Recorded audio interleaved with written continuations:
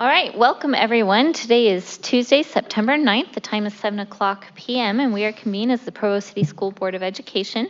We are meeting at 280 West, 940 North in Provo, Utah, and we will begin with a roll call, and we'll start with Devin. Devin Daly, Business Administrator. Lisa Boyce, Board Member. Terry McCabe, Board Member. Gina Hales, Board Vice President. Jennifer Partridge, Board President. Wendy Dow, Superintendent. Meg Van Wagenen, Board Member. Emily Harrison, Board Member. Melanie Hall, Board Member. Rachel Rue, Student Board Member. Okay.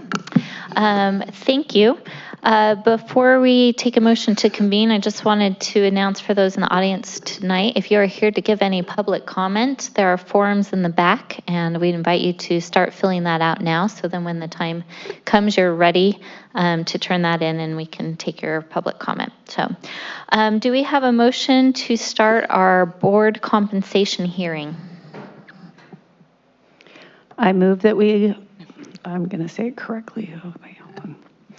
I move that we convene a board compensation public hearing. Okay, motion made by Board Member Hall. Do we have a second? Second. Second by Vice President Hales. All in favor? Aye. Okay, we are now in our hearing, and I'm going to turn it over to Superintendent Wendy Dow for our overview of what this is about. So this is to adjust our board compensation for our board members. Traditionally, they have been paid just under $500 a month. We are proposing a raise to $750 a month with an additional amount for board leadership of an additional $150. The reason for this is because our board members put in over 50 hours of work every single month, serving on committees, visiting schools, putting in just a ton of time to support our students and our teachers. And what this does is it equates the salary of a board member to be exactly the same as an individual that's on our very bottom pay scale. And so it creates that equivalent level for that. So we wanted to recognize and support our board members in all of the work that they do. And this is something that our cabinet is in strong support of, just because of how much work our board members put forth to support our schools and our students. Okay, thank you. So next on the agenda is the opportunity for the public to give input on this specific item. Is there anyone here to do that tonight? All right, seeing none, we will move on to the next part of the agenda. Do we have a motion to approve the board compensation adjustment? I'll do it. I move that we approve board compensation as discussed in open meetings tonight. All right, motion made by Board Member McCabe. Do we have a second? Second. Second by Vice President Hales. Any discussion on the motion? I'll say something because it's kind of my fault. I was a little jealous that the Ogden board members got a raise, and I'm like, what? We only get $480 a month. That's not fair. So yeah, that's my fault. I'm sorry. But yeah, my bank account will thank you. Gina, go ahead. I will admit, it is weird and awkward to vote on my own increase. Salary is not even what I would call it. Like, it's more like gas money reimbursement. It's a stipend. I think stipend. Stipend is a better, yeah. We are, and I just want to say for the public, I knew what I was signing up for. Not until after I had signed up, actually, did I realize we even got paid anything. But as I've been doing this job for 4.5+ years in, we, in this district anyway, we do a lot of stuff. And we're running places, we're in meetings, we're advocating. And while my family would be okay without the additional income, I do believe that I don't want this to become a barrier. I mean, it's still going to be a barrier. Come on, it's not that much more money. But I do want us to be more in line with the rest of the state. And I don't want this to be a barrier for other people who who would want to do this, but perhaps look at that and think that's not worth it. And I will tell you, many days, it's still not worth it at $750 a month. But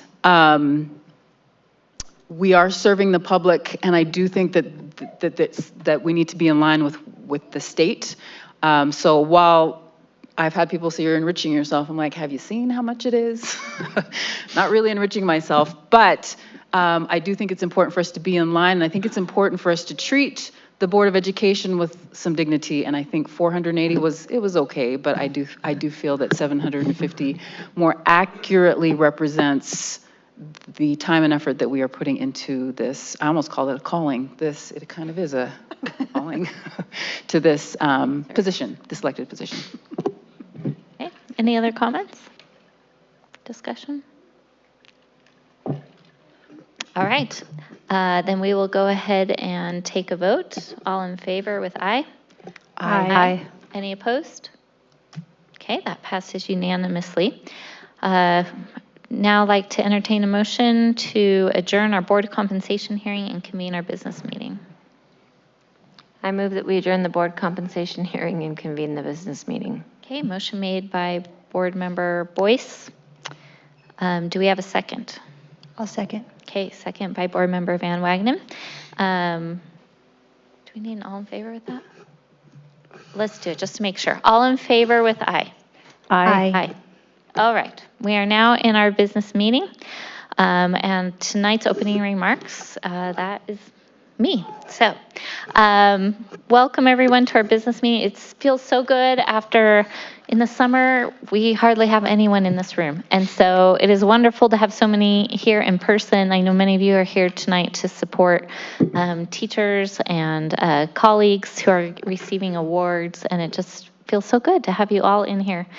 As I was thinking what to share for opening remarks, my mind went to I have really enjoyed the last few weeks of listening to Superintendent Dow's podcast, What's Up with the Soup. We kicked off the year with the 100th episode talking about the magic that happens in the school district. And if you have not had the chance to listen to that episode, I recommend all of you go find it. It's on YouTube or anywhere where you can get podcasts. And it's just so inspiring. And then our most recent episode, talking with our 6th grade team at Timpanogos Elementary and the wonderful things they are doing to help our students to be thoughtful in the work that they are doing, to work together, the obstacles that they are overcoming, and just helping our students succeed. And it is inspiring. And I know that those stories shared on that podcast are just a small portion of the good work that happens in this district every single day. And so I just want to thank every single one of our employees who create magic in our schools every day, and those working hard at the district too to support our schools in their efforts. The impact you're making on over 13,000 students, and as a parent, how much I appreciate that as well. And I'm just grateful for that. And to the parents and other community members who are watching, listening, I would just encourage you to take a moment. It's so easy to just live our lives and go about things unless there's a problem. And so our teachers, our principals are used to dealing with a lot of, hey, there's a problem. But if we can reach out with a thank you, an I see you, a note of appreciation, that can go a long way. And so I encourage you to do that. All right. Next, we are going to have Independence High School here tonight. And we are going to have their color guard will present the colors, and then student Maylene Laguna will lead us in the Pledge of Allegiance. So if we can all rise for that.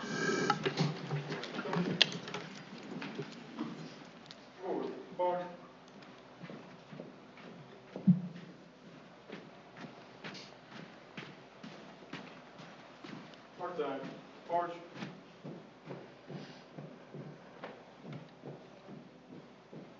Color guard. Pull. Freeze and color.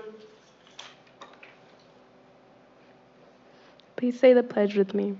I pledge allegiance to the flag of the United States of America and to the republic for which it stands, one nation, under God, indivisible, with liberty and justice for all. Order. Colors. Mark time. March.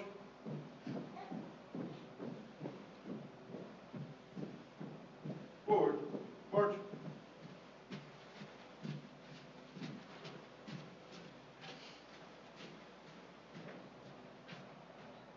Color guard.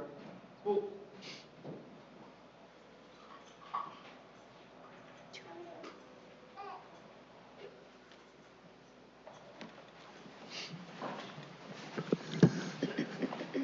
All right, thank you. Appreciate you guys being here tonight and taking the time. And in a little bit, we will get to hear from Principal of Independence High School with the school report. But first, we are going to move to our employee recognition, our Provo Way Awards, and I will turn that over to Deputy Superintendent Jason Cox.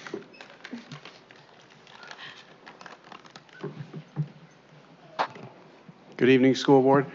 Thank you for this opportunity to recognize these wonderful employees, community members, and students. I do want to just give a shout out to Caleb and Shauna and Spencer for the work that they do in putting this together for the recognitions of our employees. And we have moved into trying to make sure we get a student in these recognitions. So we're excited about that. What I'm going to do is read the names of those who are being recognized tonight. I'd like to ask you to please stand. And so tonight we are recognizing Chris Chilcote with special education.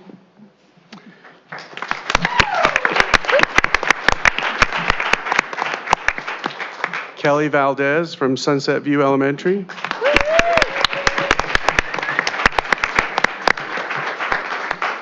Randy Zeman with Provo High.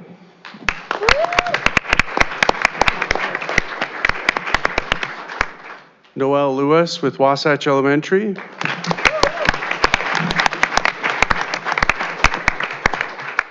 Susan Diamond with Edgemont Elementary.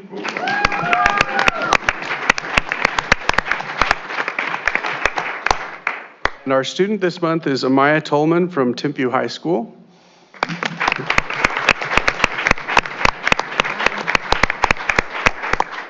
We have a video that Caleb and his team has prepared for us tonight. After the video, we want to give you, the board, the chance to thank them personally. So we're going to invite those people who are here tonight in attendance, those winners, to come up and allow the board members to shake your hands and congratulate you on your efforts. So we'll go to the end of the video and then have you come on up.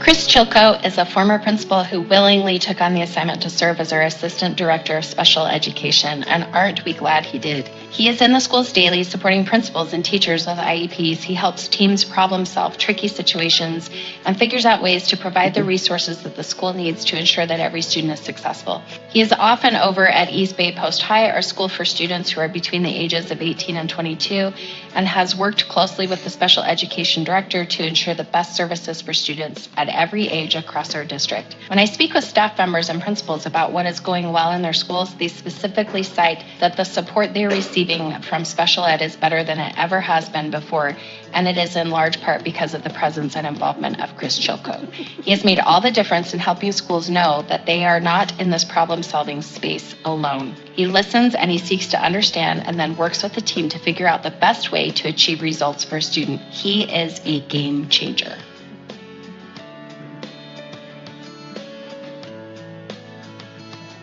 Kelly teaches music to approximately 600 students each week. She shows a lot of patience towards the many students who visit her class. Kelly's students gain music appreciation because she cares about the way that they learn, and it's exactly why Kelly deserves the Provo Way Award.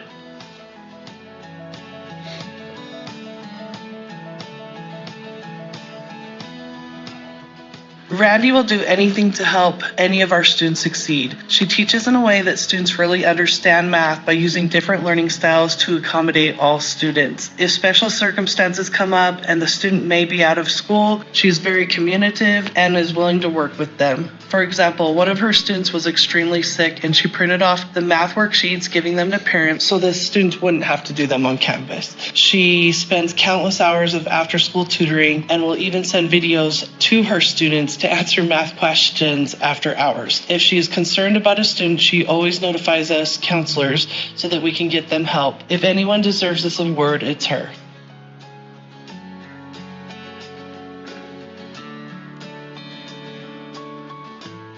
Calm, cool, and collected are three of the best words I can describe Noelle as. She not only efficiently provides her services for her students, but she is fun and kind when working with them. When things go awry, or schedules change, or when we get a brand new school building, Noelle never stops meeting the needs of her students and finding ways to be innovative in creating and administering speech services.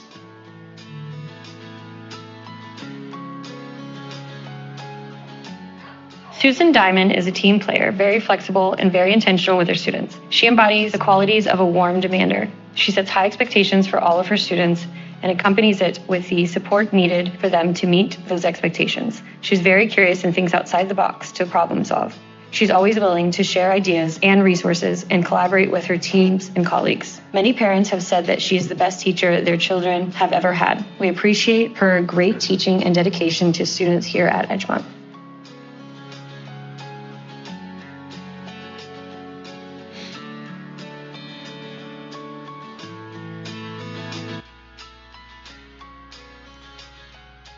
Nominated again with Cecily. And she's got some really cool tight words. There's some things that I just pointed out with Amaya. It's just her tenacity to dream and achieve. Like, she never gives up, and she always wants to perform at the best that she can. Another thing that's huge for me is her desire and dedication to achieve academically and to just grow intellectually. If no one knows, she has an official visit to Harvard next week. So she's trying to get into the Ivy League schools, and so it's so admirable to see someone working so hard for so many things. And the list goes on and on, but I love her ability for community and school and friendship and teamwork and leadership, and just even your ability when you realize that there's too much on your plate to delegate. You just truly inspire the world, and I know that you're going to achieve great things, and you exemplify it the proper way.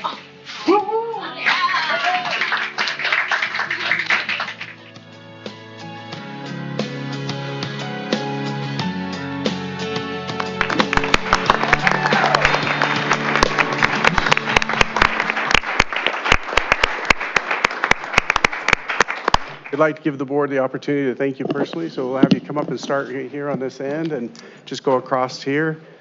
And again, thank you. Let's give them one more round of applause.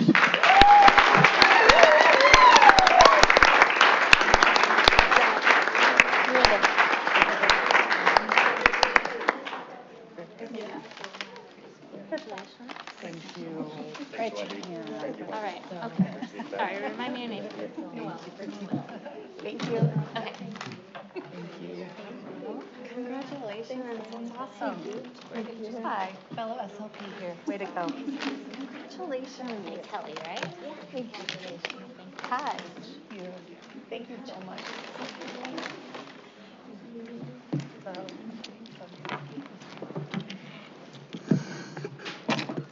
Let's give all of our winners one more round of applause.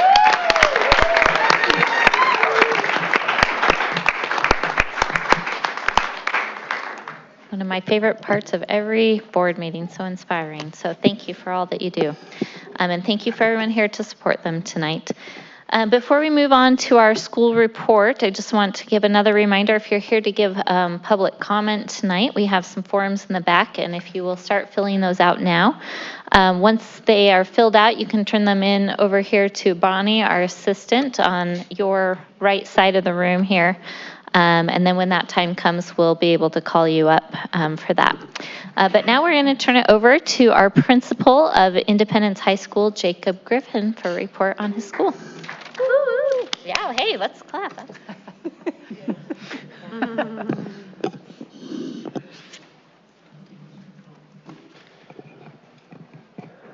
Good evening. My name is Jacob Griffin. As you know, principal of Independence High School, our fine institution of an alternative school here in Provo City School District.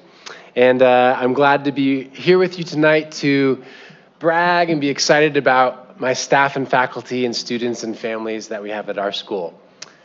Meaningful connections are vital to what we do. We have three main statements that are part of our vision and mission. This is opening day at school, as many schools have the tradition of welcoming kids to class and to school. I'd like to say the smiles are just as big 4 weeks in. Not always, but on their faces, but we're happy to see them.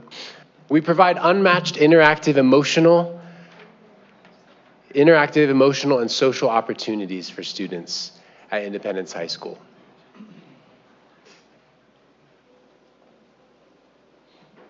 And finally, students discover their potential through personal success.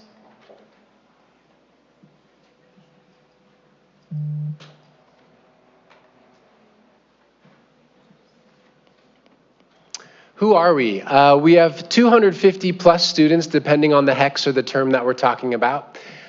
Pretty even from Timpview and Provo High School, schools within our district that feed into our school, plus some students who have either heard about us or moved out of the district that want to continue attending our school because of what they've gotten at our school. Pretty even between male and female students. And as you see with the grade breakdown, the juniors and seniors are the majority of our school, but then we have quite a few 10th graders, and we're happy that we start with 9th graders as well to get them off on the right foot and to help them have success, especially if they struggled in middle school and want to have more support as they enter high school. These are some of our graduates from last year.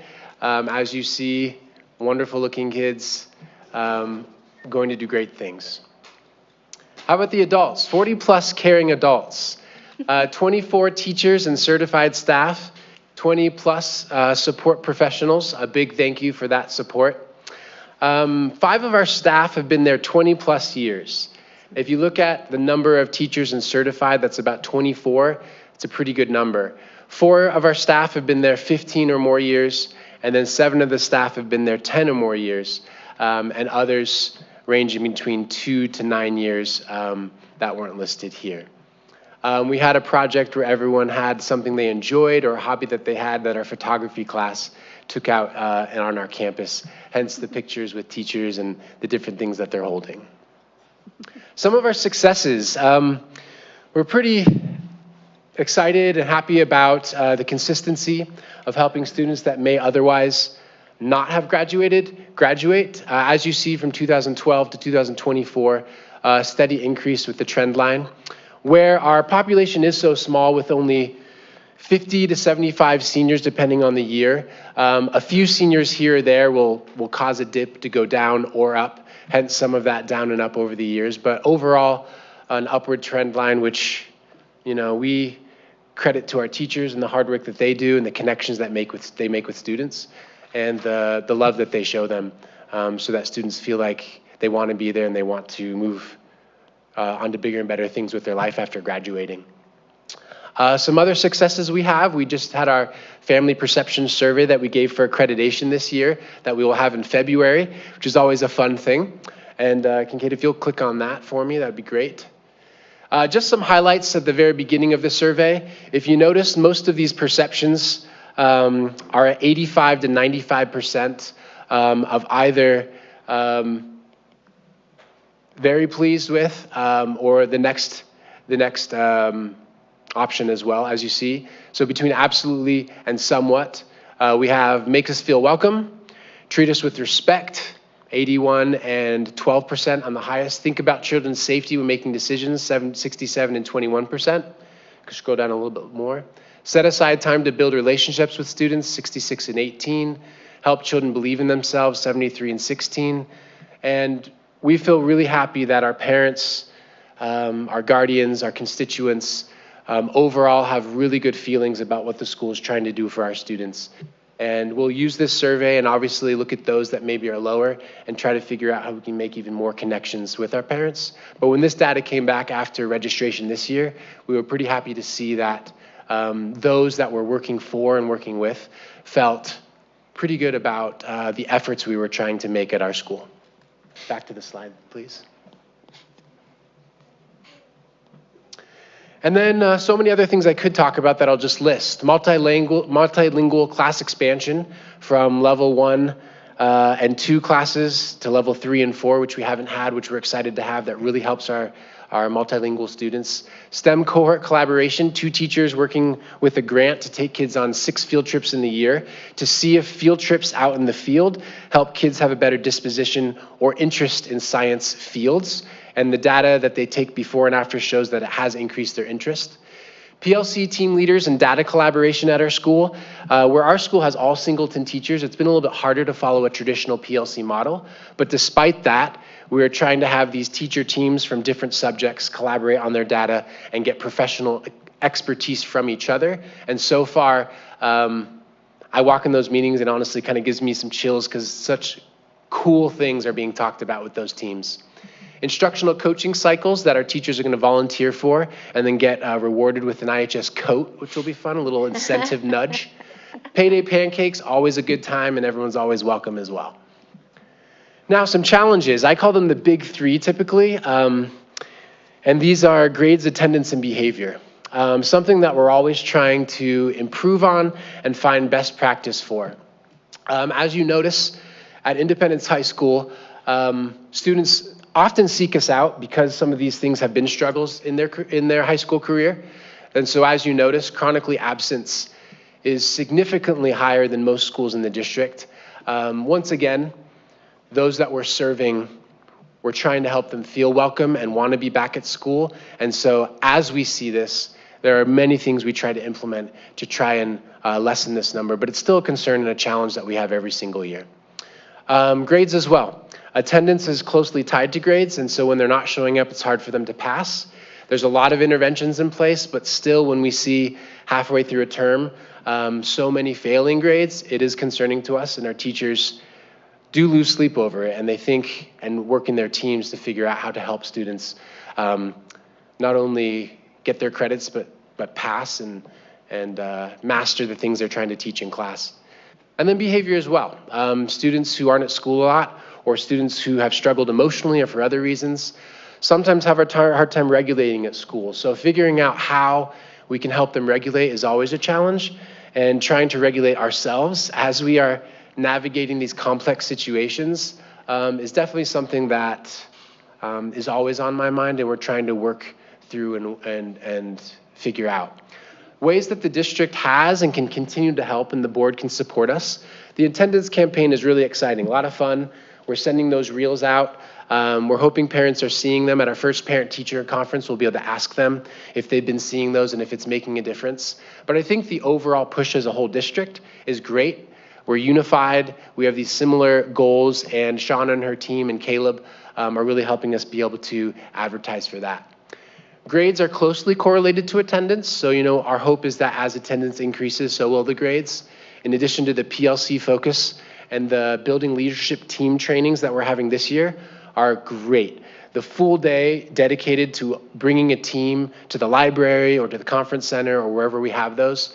So far, the 2 we've had have been vital to our work starting the year, and I'm excited to continue those, and that's a great support that both the board, the superintendent, and the council are able to give us. And then behavior, the levels of behavior document, following that throughout the whole district. Being able to track data with Educator's Handbook is very helpful. But I also put a question mark because, I would love to be a trained psychologist, behavior scientist. I would love all my teachers to be that. So there is a level of what do we do? And I think we often ask that. With society and with the things that kids are struggling with, it is still an enigma and a big question mark. And I don't know if I could say more than the support we're already getting, what more we could get. I think I just need to get better and help our school get better at what we already have. Student achievement data. This has a lot of backstory, of course. How much did the students attend in middle school? Which 9th and 10th graders are actually counting, because they have to be at your school for a certain amount of time, which honestly our numbers are pretty low with who actually counts on this number. What gaps do they have from elementary and middle school? So achievement obviously from the numbers, seems like it has a question mark. English language arts, 12% proficiency, math at 2, science at 17.8. There aren't excuses, but they do come with lots of deficits. And so as a school, with some guidance from superintendent and some others in our meetings last year, we decided, if we focus on growth from one year to the next, eventually that will take care of achievement, but growth is a little bit more measurable and something that our teachers can see they're actually making an impact from when a student gets to us to when they leave. Even if they're still at a 1, maybe they go from a low 1 to a middle 1, or maybe they go from a middle 1 to a middle 2. And for us, that feels really successful because we're closing those gaps and helping their literacy and their numeracy. So our main goal, both for math and English, is increase and maintain the Aspire Plus growth percentile for ELA, math, and science to 55% or greater. If more than half of our students are meeting that growth percent, we're feeling pretty good about what's happening in the classes, the interventions we're having, and when we get kids all throughout the year with different deficits and different gaps, we feel pretty good about helping them grow from one point to the next. And if we can keep them from year to year to year, we hope by their senior year, they're at a level which, after they graduate, they can either enter the workforce, go to MTech, or start college at UVU or a local college like that. Some of our main action items are using the NWA, which is an excellent 3-time-a-year metric. That's a lot lower stakes than the Aspire Plus, and looking at those scores and just talking about it with kids helps their score go up, to be honest. When they're more interested and invested, we've seen that they can jump just by setting goals and thinking and caring about it. Not to mention the interventions that teachers can also pinpoint with the NWA data. And then academic supports that are needed at an alternative school that include tutoring, that include intervention time, that include F+, which we call it, which after the term is over, if a kid has a 50% or more, we can recapture that 5 to 10% really easily if they just work with a teacher for another half hour instead of doing summer school or retaking the whole course again. And that's been really beneficial as well. Coordinating that work of the school-wide literacy and numeracy, as a school, trying to have literacy strategies that we all use ubiquitously throughout the school, that then kids get used to what it's called, and then they get really good at using it because all the teachers are using it consistently together. A small success, well, a big success, I would say, is co-teaching at our school. It's been a big push by special education to try to have that happening. And if you've ever tried to be with another professional adult in a room, both teaching with different styles and different backgrounds and value systems, it can be pretty tough, interjecting and interrupting and not getting offended by that person. And these teachers are doing awesome at our school. It's been so cool to see how much the kids are engaged, and they can walk around, they can help, they can parallel teach and use different strengths. One can sit down with small group. We're really excited about what's happening there and excited to see that with our special ed students with IEPs, and those who don't, they can all get help from this co-teaching model. We're excited to see how that reflects in their achievement and their performance. And big props to these teachers to be willing to try it, because it's not easy, and to plan during their preps, which are pretty precious together, so they can actually make this happen. Once again, meaningful connections are vital to what we do at Independence High School. We provide unmatched interactive, emotional, and social opportunities, and students discover their potential through personal success. Thank you very much.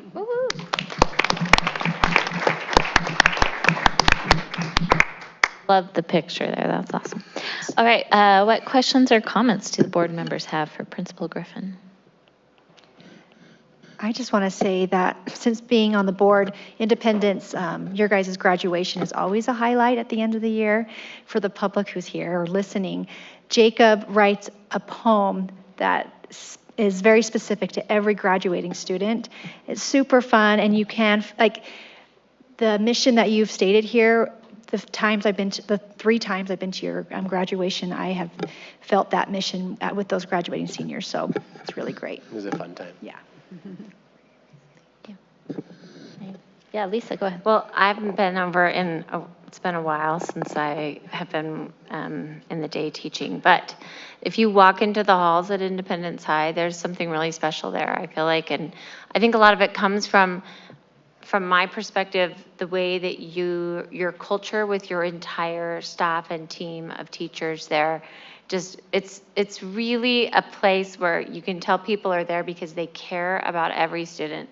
They know every student who walks down the hall. They know where they really should be. I've seen Jake make pancakes for his teachers and the teachers coming in. And so teaching collaboratively is hard. I've had to do that as an SLP before. It's in a middle school and it's hard. And so to see your teachers committing to that and making that work for students, I think it's always actually a better model, especially for your kids on IEPs. Anyway, so just please pass so much admiration and respect to all of your teachers and all the staff there. Really do know that what you're doing matters to these kids, and any supports that we can be giving in terms of the things you've highlighted as needs, like if there are creative solutions that we can be part of, I hope you'll bring them our way. Thank you, Lisa. I have a question. Could you speak to how does a student, their family, decide that Independence High School is the place for them? Yeah, so I would say the majority of students have either heard about it from a counselor, from an administrator, from a neighbor, from a friend. So word of mouth has been one of the best ways that students learn about Independence High School. And then basically, if they're interested in attending our school, they'll go to their counselor, then they'll fill out an application, which is really a way of just us getting the information in a spreadsheet so we can call them and invite them in for an interview. And then we meet with the family and the student, and we talk about the benefits of Independence High School. We ask them questions, we kind of get to know them to ensure that we can match what they're seeking with what we can provide. And it's really a way just for them to have a connection before they come to our school. And like 99%, we're like, yeah, you'll be a great fit. You can come to Independence High School. There is a small portion that through needs that they may have, either behaviorally or through attendance, get referred to Independence High School because it's what the administration or the district feels is the best for them. But the majority of students who come to our school are seeking something that they're needing at a smaller setting, and maybe some more supervision, a little bit more adult attention that hopefully can help them be successful. That answer your question? Yeah, that was great. Okay. And then just a follow-up, I noticed as you're sharing the demographic information that you have a low number of freshmen. Is that normal? Do more people choose to come after they've maybe had an experience at a traditional high school and are looking for something else, and they might come in as a sophomore or older? Yeah, a lot of the ninth graders that we get right away came on a tour to Independence High School from Shoreline or from Centennial, which is great, suggested by their counselor for one reason or another, or siblings of people in the family who have already gone there, and like Independence is their high school as a family, and they just always come there, which is great too. It's a fun tradition.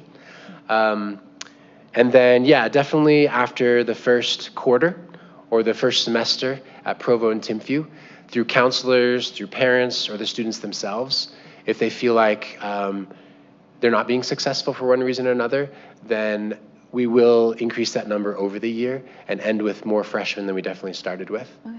And then throughout their high school career, they either come to that realization, or if they're not being successful and they need another location, they'll learn about it and they'll be suggested. So that's kind of why the grades increase as they go throughout their high school career. And hopefully, you know, their parents, the counselors, all of us are targeting and finding those students earlier and putting things in place to find what each student needs, depending which high school is good for them. Great. Any other comments or questions? I just want to say, Jacob, everything that you do is so intentional. You have such purpose in how you design everything at Independence, from, you know, setting goals with kids on NWEA to just how you set up relationships with kids, and just you're just very purposeful and very thoughtful, and you take time to think through situations that are coming through, and it really shows, and we're very appreciative of your leadership and your effort and all that you're doing at Independence. It's a hard and rewarding job, and I just want you to know that we all see the tremendous work that you put in and day out. Thank you. Okay. Thank you so much for being here. This is wonderful. Sure. Okay. My pleasure. Appreciate it. That's right. All right, now we are at our public input portion of the meeting, and happy to see we have a lot of people here tonight to speak to us. So when I call your name, you'll just come up, you'll share your name and what elementary boundary that you live in, and then you will have up to 3 minutes to give your comment. We will start with Cynthia Haynes.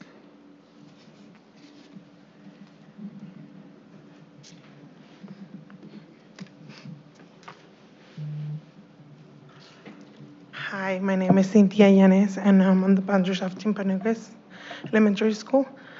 We're here because we want to convince the board to move Timpanucas to the Dixon side. We really appreciate your help to make it happen because we have a lot of kids that need more space.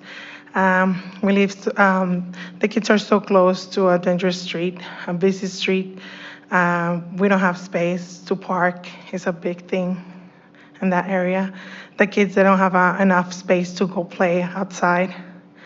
We think it's a really good idea to move our Timpanoga school to a bigger place so we can have all the children have better space. And for the teachers, and we have more parents that are going to talk about other stuff. But yeah, thank you.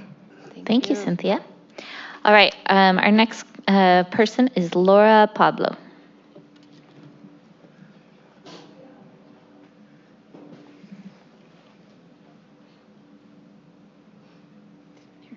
Hi. Hello, my name is Laura Pablo. I'm from Timpanogas. And same as Cynthia, safety is a major concern at Timpanogas. Trying to park there to pick up our kids and just having them get out with all the traffic, the space. There are some teachers working in closets because we don't have space for everyone. Classrooms are very crowded, and to my knowledge, Timpanogas has the most students of the district, elementary school district. So that's something that we would like to bring up, and hopefully we can make it happen. So safety is the biggest concern that I have. I pick up my daughter every day, and it's scary when kids sometimes are crossing and the cars are just trying to get by. That road is super busy all the time. So that's the major concern. Thank you for listening. Thank you, Laura. Next, we have Carol Long.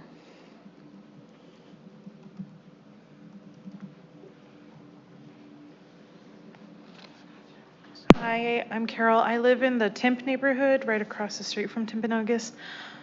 I watched as much as I could of the study or work session earlier, and I really appreciated everything that Principal Wolf brought up because a lot of it I didn't know. It's our first year at Timpanogas, and it's very concerning how much work Timpanogas needs done just to continue operating as it is at the capacity it has now. And the capacity, it sounds like it's already over capacity. There's not space for the intervention groups. There's not space for the wellness room and the intervention groups. And seeing as, especially with having like a DLI program and being in a part of Provo where there's a lot of like refugees and a lot of immigrants, we have a higher population of students who need more help, and overcrowding only makes that worse. Overcrowding means more kids get slip through the cracks, they don't get the resources they need. And also they're basically, and I've seen it, I passed by the school during recess, I passed by hoping to see my son in Wave High, but there's not even all the students are outside at one time playing, and you could see that they're almost on top of each other because they don't have enough space to play. And I feel like that also like affects education because kids need a lot of activity and they need a lot of time outside to develop healthily and appropriately. So I think it would make sense to have some kind of arrangement where to address the overcrowding, address how affordably the school was built in the time frame that it was. Seeing as it needs so much work now, to build something that's quality, that will address the community's needs, especially considering I know people who walk, who can't, I know people who walk to Timpanogos and to Provo Peaks for the preschool at Provo Peaks, and then their kids in the elementary school at Timpanogos. And Timpanogos is a Title I school, which could host a preschool. And there should be a preschool because so many of the community members in this community around Timpanogos don't have access to vehicles. So it makes sense that they can take most of their kids to the same school, walking or taking a bike. So having larger facilities would really help with these families who need that kind of proximity and accessibility. Also the fact that Timpanogos has a lot of ADA issues, which is like, it's a school that's pretty important. And also, again, as people have said before, the safety issues. I've had friends tell me they've put their bodies between cars and kids. It's like, there hasn't been an accident in 15 years because adults have been throwing their bodies between cars and kids. Thank you for your comments, Carol. All right, next is Leanne Parker.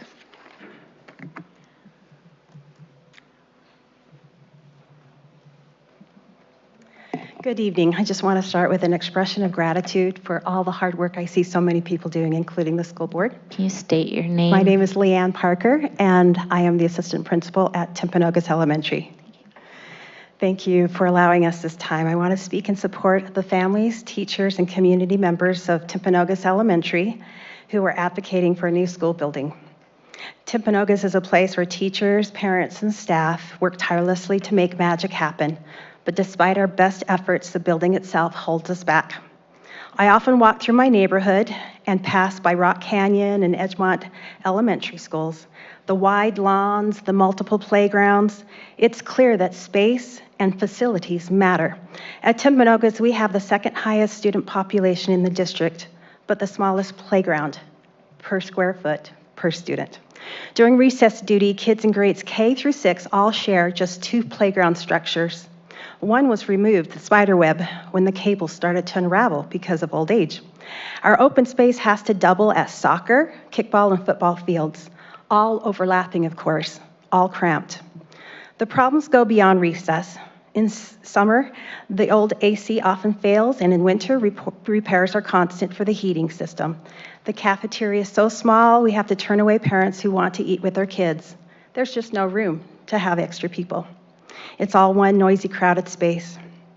And the gym is also the lunchroom, and the stage behind the curtain becomes the music room. Again, noisy and crowded space.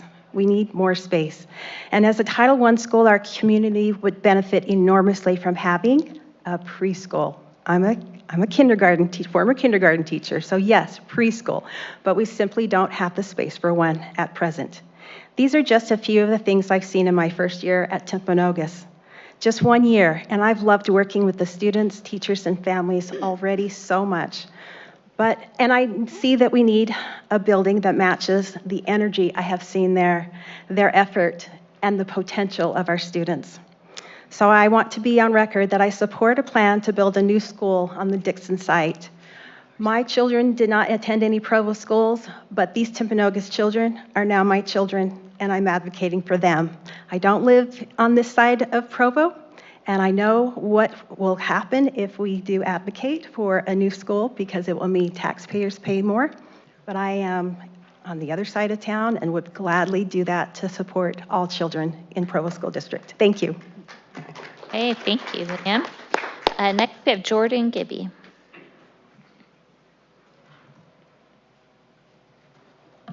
I also want to thank, first of all, I'm Jordan Gibby.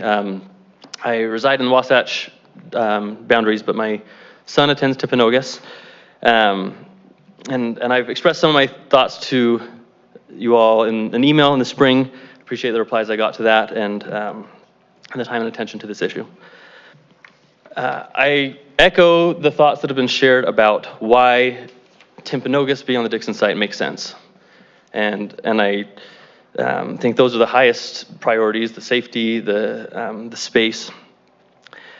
But I want to address a couple other issues as to why this makes sense too. I think that the CTE option, which is seems to be the other competing option, makes more sense at the Timpanogos site. There's a high traffic road there. There's a bus stop for UTA right in front of the school.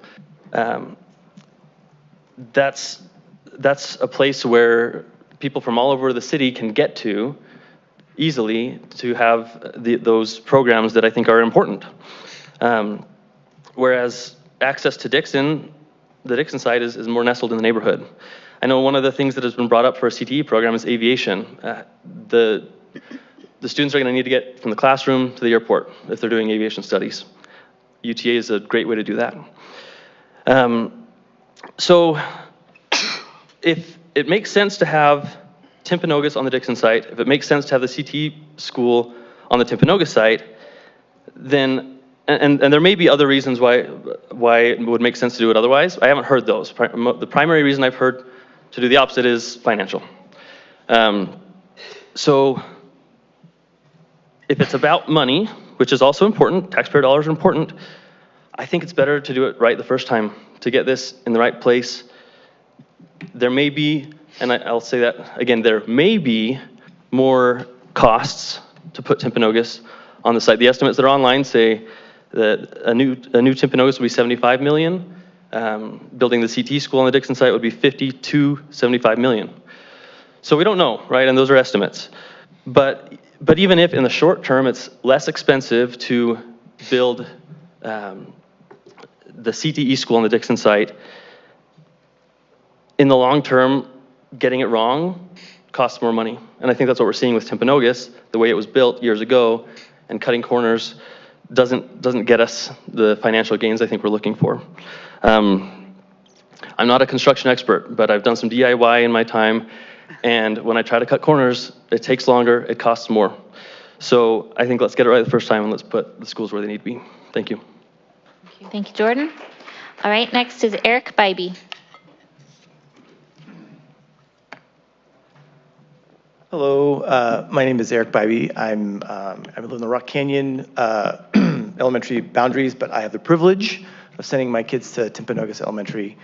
And the reason my wife and I decided to do that, we actually have 3 kids who've gone through, is because of the incredible resources that exist in terms of the staff, but also the student population of heritage speakers of different languages that my kids get to benefit from every day. And I feel strongly that this wonderful community deserves a space that reflects the immense linguistic and cultural wealth that they bring to our community in Provo. Other people have spoken to the safety issues and the sort of overcrowding issues. I'll just add my, and you know, the benefits of having a preschool, sort of my own take on this. We don't even use the sort of pull-in part to pick up our kids. We go to a local church parking lot where we pick them up because there's just not enough space. There's not enough space for everybody who has kids there to go through and pick up their kids. I had to, and I know other parents have done this, I've had to, find another sort of outside preschool to send my young kids to because that's not an option at Timpanogos. And so that there are opportunities, I think, to invest in the future of our students through how we manage the Dixon site. And I'm at that point where actually the oldest who is at Timpanogos is now at Shoreline, so I have that experience. And I'll say that it's a wonderful, beautiful new building. I know that in some ways maybe that's the elephant in the room, right? About the decisions about where to put that school, and people from the local Dixon community that didn't feel heard. And I think this is an opportunity to show that you're listening, right? That when people show up and express what they need in their school, that they feel like they have a board that's actually listening to them and taking their real life concerns into account. Schools are not just places where we go for 8 hours a day, where we send our kids. They're anchors of communities, right? And that's why we see these people here. And that's true whether it's Edgemont, that's true whether it's Rock Canyon, and and that's true also for Timpanogos. And I will say that when you remove an anchor from a community, there are impacts, right? And it's not lost on me that when I pick up my eldest from Shoreline, again, this is my own personal experience, it's a ghost town. after 4 p.m. And that's because it is, I hope it will be an anchor at some point, but it's not right now because the anchor was pulled out. And so I think this board has an opportunity to make right, to do right by this community, and I would encourage you all to do that. And thank you for your work. Thank you. Thank you, Eric. All right, next is Ethan Unklesby. Good evening. My name is Ethan Unklesby. I have 2 children at Timpanogos Elementary. It is a pleasure to see lots of familiar faces, friends and neighbors here and here. I would like to first address the board and the public and ask if anyone knows the Tigers Give Me 5. Raise your hand if you know the Tigers Give Me 5. Fantastic, Gina. Tigers, Timpanogos Tigers are safe, they are kind, they are responsible, they are respectful, and they are problem solvers. We have already talked a lot about the issue of safety. Putting an elementary school next to a 5-lane highway is not safe.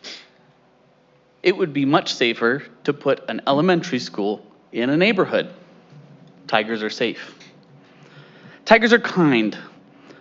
Jordan mentioned that, I'm pulling this one up first. In addition to all the other things, Jordan mentioned that putting the CTE at the current Timpanogos site would be kind to many other members of the community who aren't our Timpanogos children and who aren't parents of our Timpanogos children. What could be kinder than making more space for children? Having more classrooms and hopefully smaller class sizes. Tigers are kind. Tigers are responsible. It is a responsible decision to take down a building that is falling apart. It is a responsible decision to take down a building that could collapse on our children. It is responsible to build a new one right. It is responsible to when, as Eric mentioned, when an anchor is removed, it's responsible to put one back. Tigers are responsible. Tigers are respectful. There's a lot of concern about the money it's going to cost and the impact it could have, but what better way to honor the historic Dixon site and the historic Dixon neighborhood than, yes, putting a school back in there and building a good one, building a good elementary school right there. Tigers are respectful. Tigers are problem solvers. And I think all of you are problem solvers. You could fit in right there at Timpanogos. You're too tall. That's fine. You are problem solvers. This move Timpanogos to the Dixon site, which is what I support, is a 10, 15-year project. And you're thinking about it now. So I want to thank you for being problem solvers. I want to thank you for thinking about the impact of the decisions that we make. And I want to ask, what problem would we solve by leaving our children in a small school next to a highway? Tigers are problem solvers. Thank you, Ethan. Love the tie-in with the school. High five, that was awesome. Okay, Eric Chase.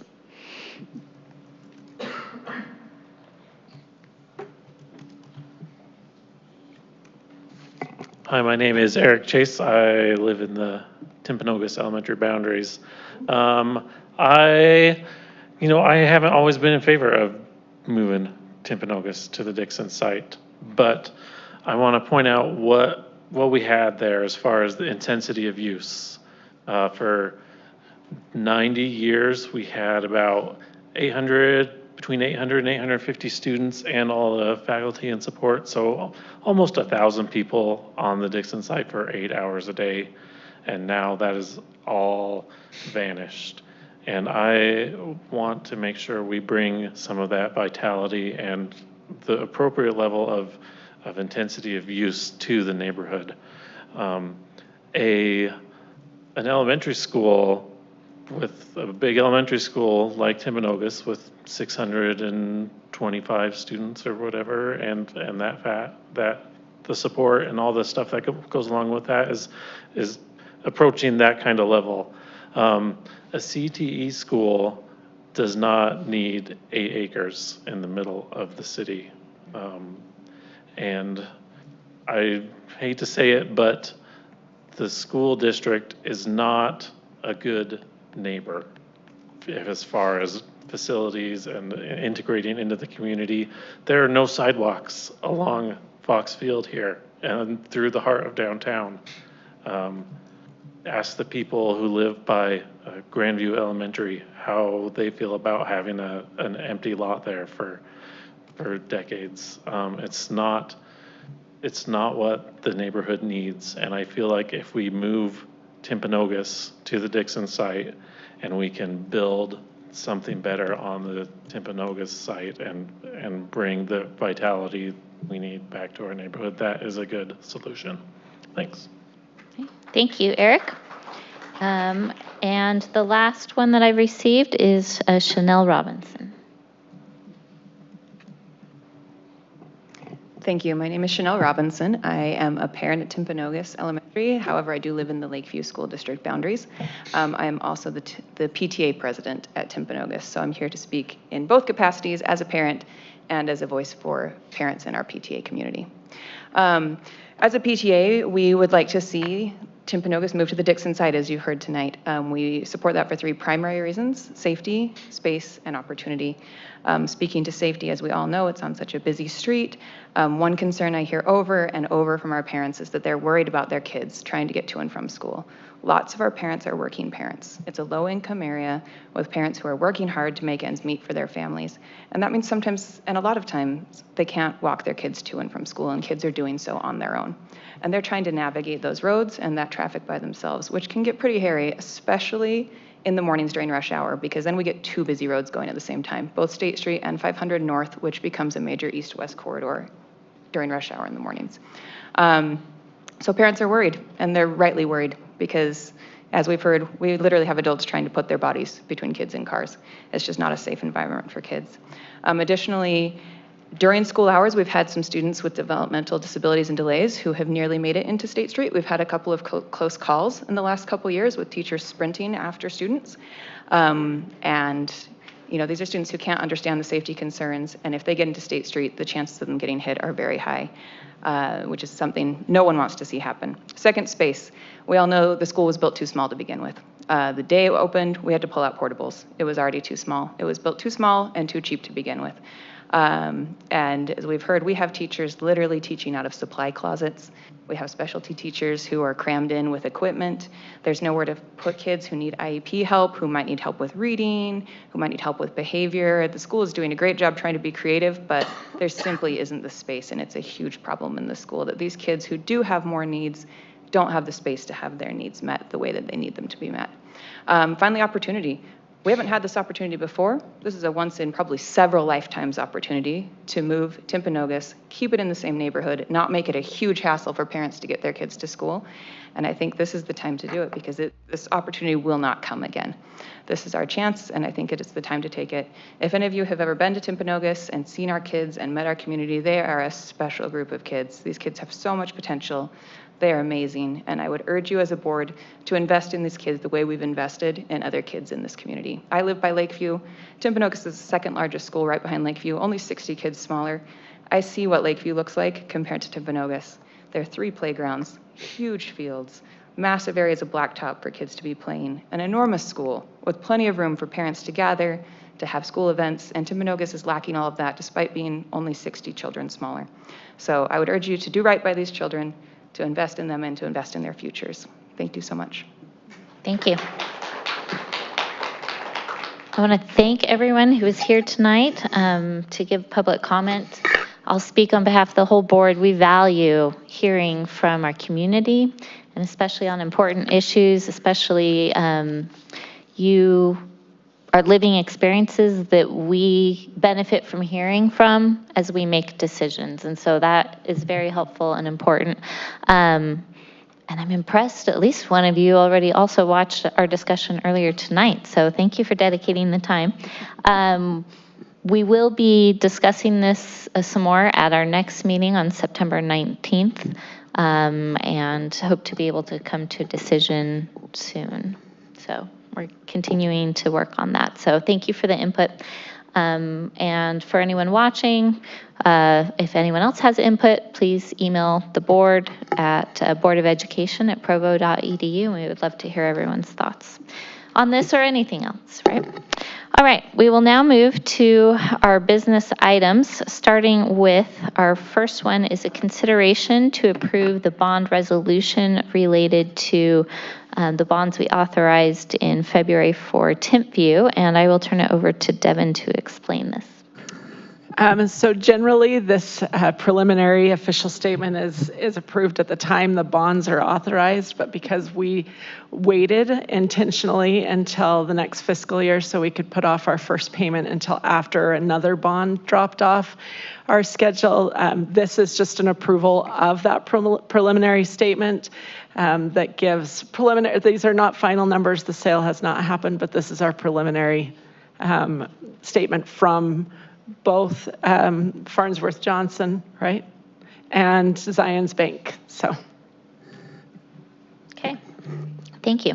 So we will consider a resolution authorizing an official statement and bond purchase agreement relating to the lease revenue bonds of the Municipal Building Authority of the district. Do we have a motion? I move that we adopt the resolution authorizing an official statement and bond purchase agreement relating to the lease revenue bonds of the Municipal Building Authority of the district. Okay, motion made by Board Member Boyce. Do we have a second? I'll second. Second by Board Member Van Wagenen. Any discussion? I mean, I'm grateful we're moving forward with it, but I'm also grateful that we were thoughtful to do this in a way where it wouldn't have the same financial impact as if we had issued it last spring. So I hope people who are listening and concerned about how we are stewards over taxpayer dollars, that this is just one example of the many ways our business administrator is mindful of the impact of the decisions we make and the importance of the timing. Thank you. And Devin, once all of this process goes through, the bonds are issued, when do the taxpayers start to see an impact? So the first principal payment will be made in the FY28. The first interest payment will be in FY27, and that one will use what we're hoping, some of that interest income that comes from the proceeds to help make that payment. Okay. Can I ask a question as well? When we voted on this initially, we did talk about the bulk of it's for Timpview, but there is a portion, right, to go towards the planning phase of the Dixon site. Correct. Okay. And what that percentage is in the end, we'll see. I mean, we're already seeing some of that inflation on Timpview, but that's still our intention. Yeah. Okay, any other discussion? All right. All in favor with aye? Aye. Any opposed? That passes unanimously. Next, we now need to convene as the Board of Trustees of the Municipal Building Authority for a similar purpose. So I move that we convene as the Board of Trustees of the Municipal Building Authority. Okay, motion made by Board Member Hall. Do we have a second? Second. Second by Board Member Harrison. All in favor? Aye. Okay, we are now convened as the Board of Trustees of the Municipal Building Authority. And now we have a consideration to authorize this as well. Devin, could you please explain the difference between the board and the Board of Trustees of the Municipal Building Authority? So they're related but separate. It's a separate legal entity that has the ability to issue those lease revenue bonds that we're issuing. So the district doesn't have that ability, but the Municipal Building Authority does. So since they're two separate entities, they do have to approve them separate. The board is exactly the same, but the approval is a separate approval. Okay, thank you. Do we have a motion? I move that we adopt the resolution authorizing an official statement and bond purchase agreement relating to the lease revenue bonds of the authority. Okay, motion made by Board Member Boyce. Do we have a second? I'll second. Second by Board Member Van Wagenen. Do we have any discussion on the motion? All right, seeing none. I do. Go ahead, Terry. So, all the changes that I brought up, did they need to be brought up now or in The approval isn't contingent on those. I've already made Zions and Farnsworth Johnson aware of the changes that need to be made, so we'll work on those. But it doesn't change the statement. There's just a couple of areas that's more of a clerical change. Thank you for checking on that, Terry. All right, any other discussion? All right, all in favor with aye? Aye. Any opposed? That passes unanimously. Now, do we have a motion to reconvene our business meeting as the Board of Education? I move that we reconvene as the Board of Education. Okay, motion made by Board Member Van Wagenen. Do we have a second? I'll second. Second by Board Member Hall. All in favor? Aye. All right, we are now back as the Provo City School District Board of Education, and we will continue with our other business items. The first of those is student travel, and we will start with the travel request for Shoreline Middle School to go to Washington, D.C., and Wendy will go ahead and give a summary of that. Yeah, so they came and presented in study session. Shoreline Middle School is going to take a group of students to Washington, D.C. in June, and this is part of our fees that have been approved, and they're just seeking approval to move forward.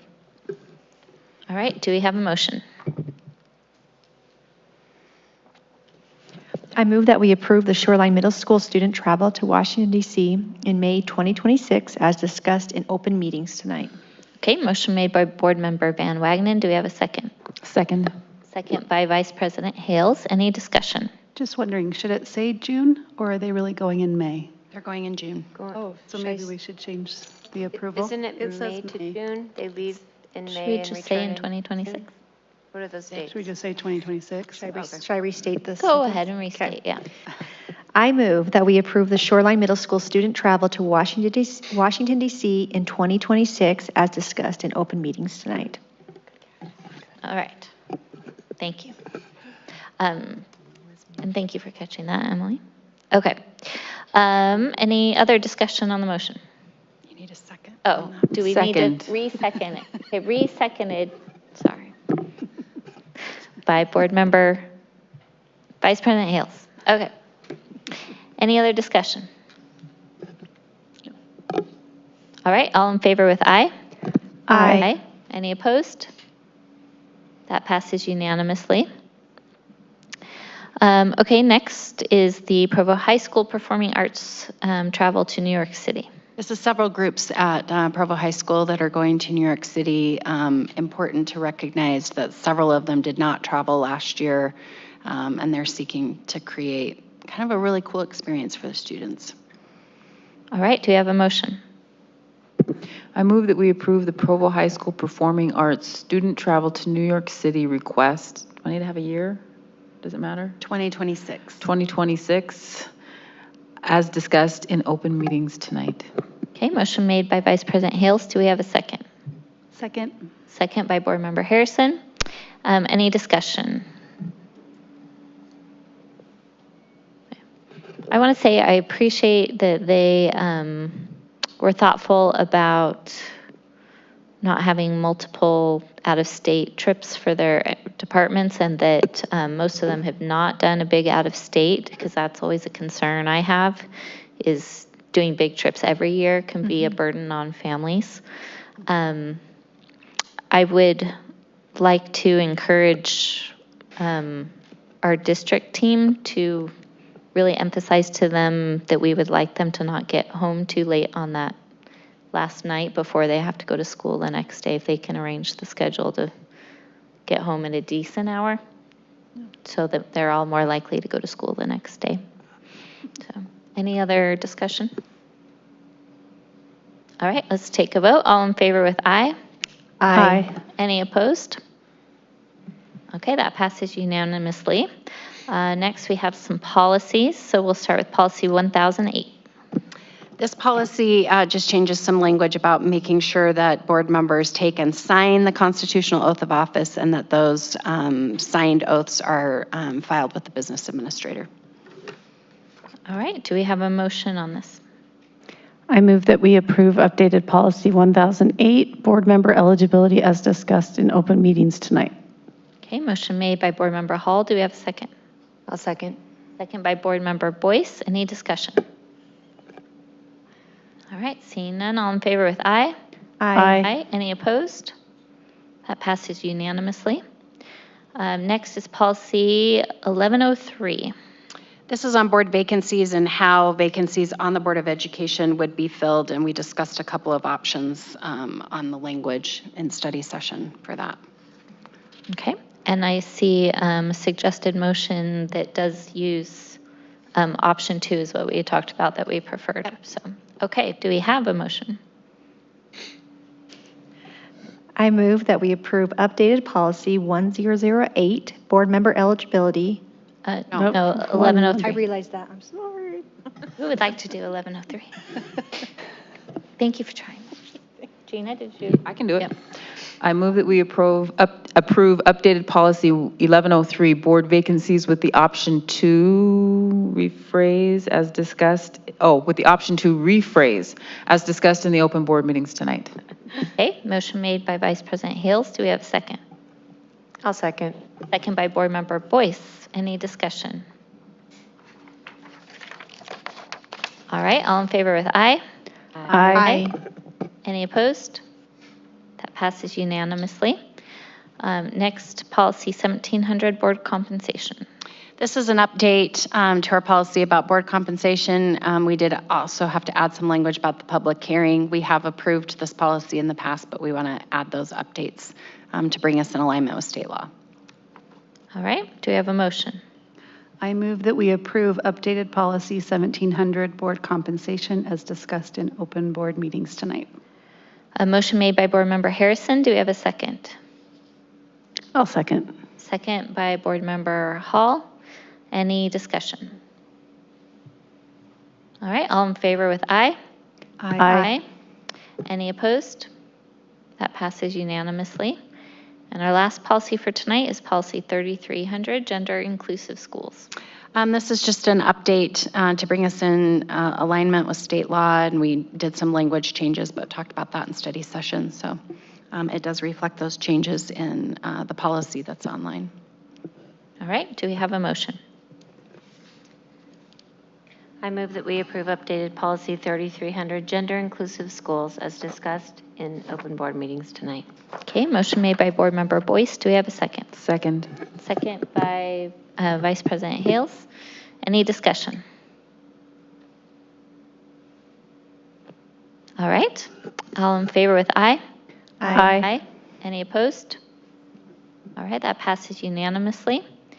Next is a large purchase request for employee replacement technology. We'll have Devin give a brief summary. So this first one is for our annual employee computer replacement for FY26. All right. Do we have a motion? I move that we approve the large purchase request in the amount of $149,430 for employee replacement technology as discussed in open board meetings tonight. Okay, motion made by Vice President Hales. Do we have a second? I'll second. Second by Board Member Van Wagenen. Any discussion? All right, all in favor with aye? Aye. Any opposed? All right, that passes unanimously. And next is our large purchase request for the replacement van for the technology department. So this is for a larger van that will help transport some of the larger equipment to the schools that need to be installed by our technology department. Okay. Do we have a motion? I move that we approve the large purchase request in the amount of $53,383 for a replacement van for the technology department. All right, motion made by Board Member Van Wagenen. Do we have a second? Second. Second by Board Member Harrison. Any discussion? All right, all in favor with aye? Aye. Aye. Any opposed? Okay, that passes unanimously. The next item on our agenda, the consideration to approve the large purchase request for the Wasatch Wall repair. We put that on the agenda, hoping to have that information for tonight, but we have not received that. So we do not have a purchase to even consider, let alone to approve. So do we have a motion to table this item? I move that we table this item. Okay, motion made by Board Member McCabe. Do we have a second? I'll second. Second by Board Member Van Wagenen. All in favor? Aye. Aye. Any opposed? Okay, that passes unanimously.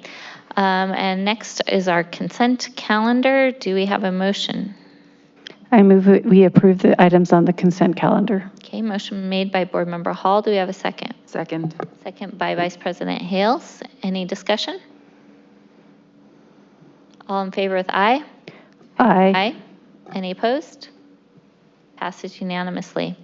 All right, next we have the privilege of receiving our student board member report. So we are going to invite our student board member, Rachel Rue, up to share that with us.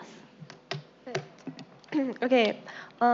All student advisory council members for both Timpview and Provo High have been officially chosen and met with. Our first student advisory council opening planning meeting between student board members is planned on the 17th, with an official training meeting with all members on the 23rd at 11 a.m. Our first official meeting will then be on October 1st. And for Timpview High School, their homecoming dance is this week, with Provo High School homecoming dance on the 26th, along with football season officially being in season. Thank you. Wonderful, Rachel. Thank you. Did anyone have any questions? Sometimes we ask questions of our student board members. So did anyone have any questions for Rachel?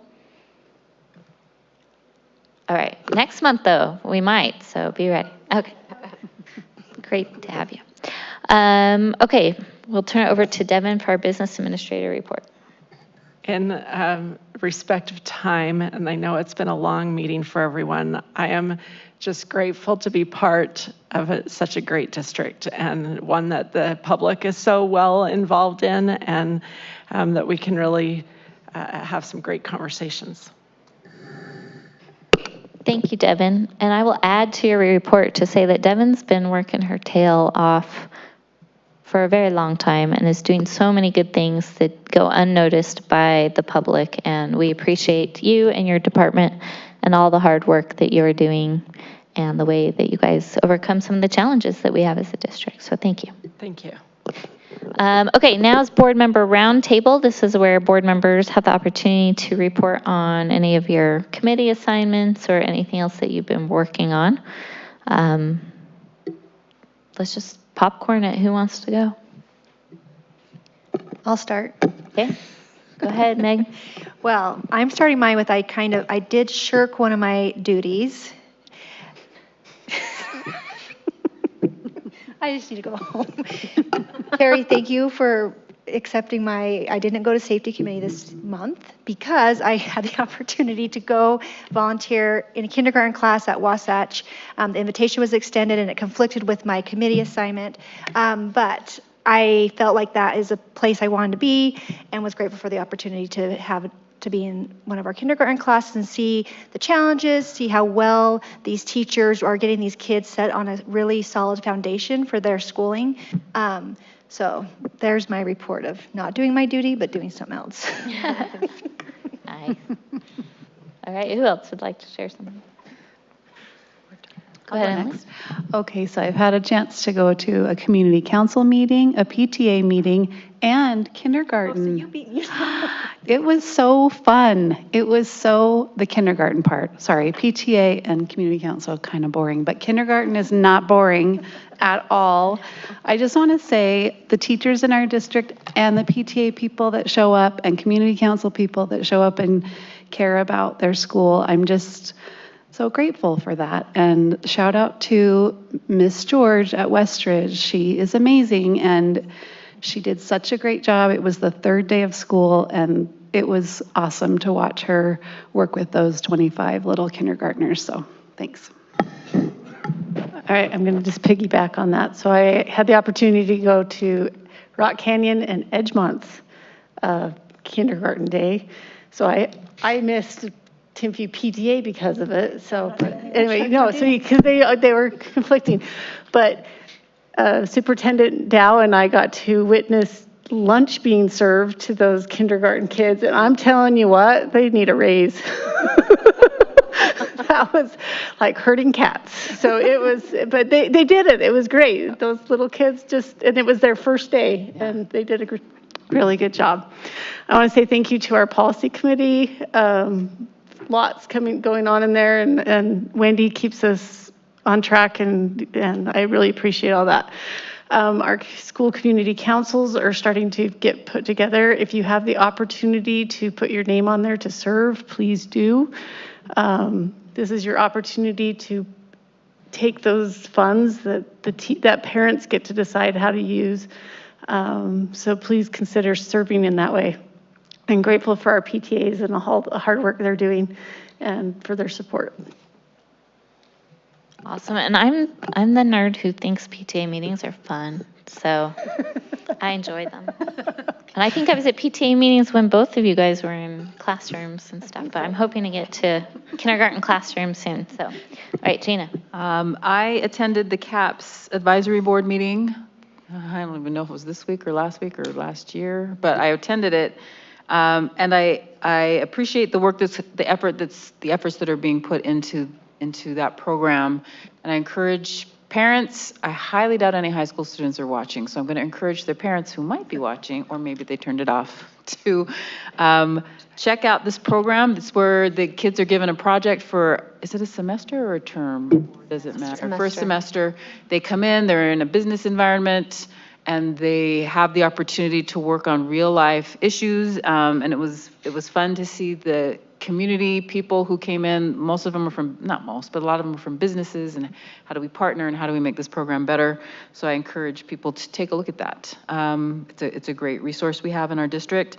And then our student board members, I don't have to do much. Rachel was great there. We have another student board member who plays soccer. So they have lives, right? They have other things that they're doing, and we appreciate when they're able to make it. But it's been great working so far. We are just getting up and running. And appreciate the efforts together with Board Member Hall. I almost called you Board Member Hales. Board Member Hall, and then Assistant Superintendent Daryl Robbins. And Jensen. Who's Daryl Robinson? Baseball player. Strawberry. Oh my gosh, go to bed. I need to go to sleep.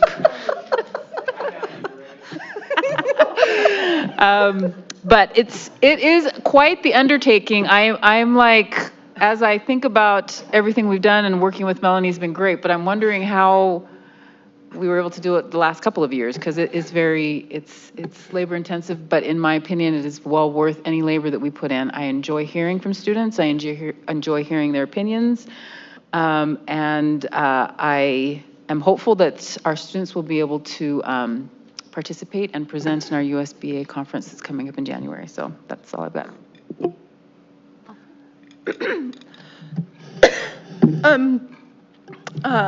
I am on the foundation, and the golf tournament is September 24th at Timpanogos Golf Course. If you would like to participate, please let me know and I'll help you sign up.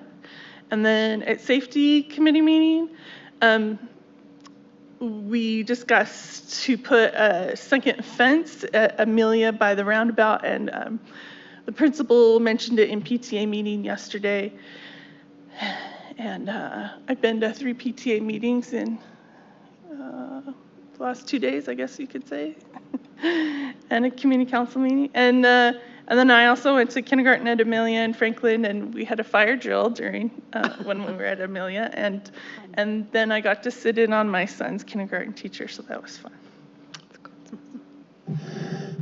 Well, I have appreciated the policy committee party that we have when we are working so hard to keep so many policies up to date. And I'm really grateful for the work that happens before we sit down. And we have the easy part. I want to acknowledge the hard work done by district leadership and Superintendent Dow and Devin to prepare those policies, the work that PEA does to look over those policies, just all of the eyes that go on those. I just think that makes for better policy in this district, and I appreciate the thoughtful way that happens. I also, in the last month, feel like I have spent some time out in the community a little bit. I was able to attend District 4's neighborhood meeting and also some meetings with people in my own neighborhood and hear from people with just, I love the more voices we get in the conversation around the work we're doing as a district, the way we use taxpayer dollars, our accountability and transparency to the public.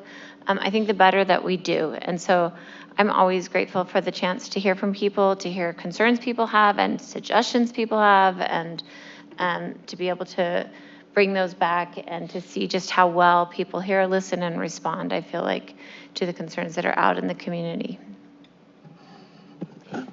Thank you. And some of my reports with the foundation, in addition to what Terry said, we had a good retreat, long meeting, that's what it means, with the foundation a few weeks ago, and spent a lot of time talking about what is the vision, the purpose, kind of setting ourselves towards some goals, and what do we want to make sure we're really focused on as a foundation. And that's starting a good ongoing discussion that we'll be having throughout the year on that, and I think that will be very helpful for the foundation. And then legislative committee. This is September is a legislator month in the classroom, lawmaker in the classroom from the School Boards Association. That statewide we're inviting state school board members, our legislators to come into classrooms to see what we're doing and to have some great conversations with us. We appreciate our Provo representatives who have always been really good at engaging in discussions with us. We've had some of those over the last few months where we've just sat down with them, but this will be great. And so we're reaching out to them one-on-one to set those up, and appreciate the support of our district leaders to get those, and our principals who will be hosting them. So we've got probably about half of those scheduled right now, and our committee is working on contacting the rest of our legislators and hopefully getting that set up. And if they can't do it in September, we'll keep working to get them there in October. And we'd like to have at least one of us as a board member there with each of them. So I'll share the spreadsheet with you, but if you would like to go as one of those board members, even if you're not on legislative committee, I'm happy to have you be that person. I've also been trying to do some outreach with some of our legislators about some concerns that Senate Bill 37 from this last session that was vetoed by the governor might come back in special session next week. They have not published that agenda yet, at least last I heard. And if it doesn't come back there, it might come back in some form in the next session, but that's where they were going to take property taxes that are collected for the statewide school fund and instead put that in the general fund and then replace those funds from the income tax fund, which is only for education. So there's a lot of concerns, which I won't go into that right here, but just want to keep getting the word out to our legislators statewide that we would prefer, instead of this short-term solution that seems just a little confusing, fishy, I don't know, not straight answer there. We would prefer for education and state leaders to work together to find a long-term solution to meet the needs that we recognize the state has for all of its budget, but also protecting education funding for well into the future to meet all the needs that we have there as well. So, all right, did anyone else have anything else?